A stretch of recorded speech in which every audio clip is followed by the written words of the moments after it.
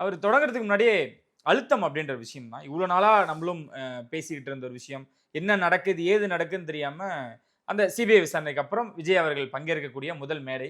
அவர் பேசுனதுல எப்படி அந்த புரிதல் இருந்ததுன்னு தெரியல. மக்களுக்கு தான் அந்த அழுத்தம்ன்றாரு. ஆனா அந்த அழுத்தத்த அவருக்கு இருக்கக்கூடிய அழுத்தத்த மறைமுகமா அவர் சொல்லியிருக்காருங்க அப்படின்றாங்களே. ஆனா அதுக்கு இன்னொரு பதிலும் சொல்லுவாரு. என்னைய பார்த்தா பயந்த மாரியா தெரியுது அப்படின்னு. நெறைய இடங்கள்ல நீங்க சொல்லியிருக்கீங்க. அவருக்கு பயம் இல்ல அப்படின்றதையுமே தெரிவிச்சிருக்கீங்க.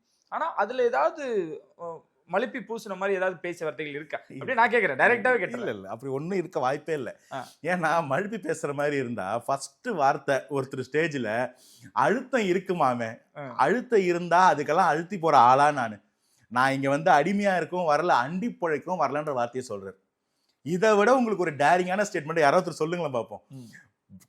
எதிர்க்கட்சியா இருக்கும்போது கருப்பு பலூன பறக்க விட்டுட்டு, ஆளுங்கட்சியா வந்த பிறகு வெள்ள கலர் கொடை இந்த கேமராக்கெல்லாம் வைக்கிறீங்களா? அந்த மாரி வெள்ள கலர் கொடைய எடுத்துட்டு போயி, ஏர்போர்ட்ல நின்னு ரிசீவ் பண்றவங்க இத பத்தி பேசலாமா? ஒரு டெல்லி பயணம். ஒட்டுமொத்த இந்தியாவும் ஒத்து கவனிச்சுக்கிட்டு இருக்கு. கருப்பு சட்டைய போட்டு போய் நிக்கிறாரு. உங்களுக்கு அந்த துணிச்சல் வருமா? இவ்வளவுதான் என் கேள்வி. சோ நீங்க வந்து அத பத்தி பேசாதீங்க. 2வது அவர் என்ன சொல்றாருன்னா, அழுத்தம் குடுப்பாங்களான்னா குடுப்பாங்க. அது என்ன பாதிக்காது. ம். அது அளவுக்கு அண்ணன் வந்து அப்படிலாம் ஆள் இல்ல. இது வந்து நம்ம விளையாட்டா இங்க வரல. எதையும் சந்திப்போம்.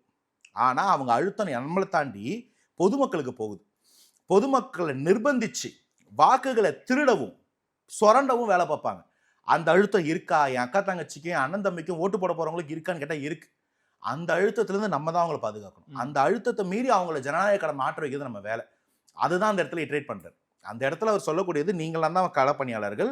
நீங்க தான் போய் கேன்வாஸ் பண்ண போறீங்க. நீங்க தான் பூத்த ஹேண்டில் பண்ண போறீங்க. பூத்த பாதுகாக்கிறது உங்க வேலை தான். அங்க ஓட்டு போட வரும்போதும் அவங்க ஓட்ட போட விடாம திருடி போடுவாங்க.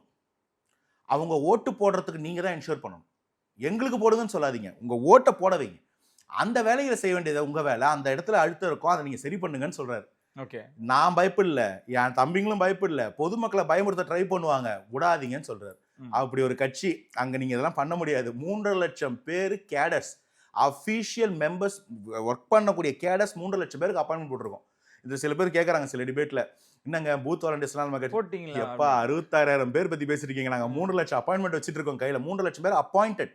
தலைவர் கையெழுத்து போட்டு 3,00,000 பேர் களத்துல ஒர்க் பண்ணிட்டு இருக்கான். ஒவ்வொருத்தரும் ஜியோ டேக்டு. ம். தலைவர் கிளிக் பண்ணாருன்னா அடுத்த நிமிஷம் அவன் எந்த இடத்துல நிக்கிறானோ அந்த இடத்துல பேச முடியும். ம். அவன் இந்த பூத்ல இந்த வீட்டு வாசல பாத்துக்கிட்டு இருக்கான்னா தலைவர் அங்க பேச முடியும். அந்த அளவுக்கு நாங்க டெக்னாலஜிலயும் களத்திலயும் பெனிட்ரேட் ஆகி நிக்கிறோம். நீங்க எங்க கிட்ட வந்து பாடம் எடுத்துட்டு இருக்கீங்க. நான் என்ன சொல்றேன், நீங்க இப்படிதான் பேசிக்கிட்டே இருப்பாங்க. களத்துல பாருங்க, ரிசல்ட்ட பாருங்கன்னு சொல்றேன். அது சொல்லு இதுக்கு மலைமலையா கதை சொல்லும் பாருங்க.